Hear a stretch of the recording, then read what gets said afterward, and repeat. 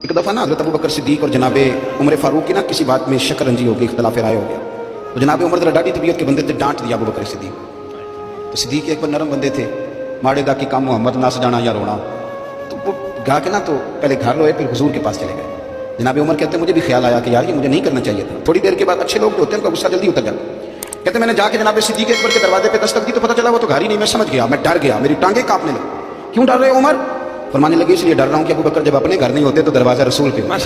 सारी बात तो सुना दी होगी। फरमाते मैं नबी पाक की बारगाह में पहुंचा, सामने अबू बकर बैठे, पुश्त मुबारक मेरे करीम रसूल की काबे की जानब, चेहरा सिद्दीक अकबर की जानब, दोनों की गर्दनें झुकी हुई। जनाब उमर पाक फरमाते कि मैं बैठा था और सोच रहा था, सलाम ली, जवाब मिला, पर गर्दनें नहीं उठाई दोनों ने, मुकद्दस गर्दनें झुकी रही। मैं सोच रहा था कि अब हुजूर मुझे डांटेंगे तो मैं सिद्दीक के पैर पकड़ूंगा, मैं अली को सिफारिशी बनाऊंगा, मैं मिन्नत करूंगा, लेकिन कोई बोले तो बात बने ना। कहते जब देर हो गई, ये सुकूत भी बड़ा मुश्किल होता है। ओहो।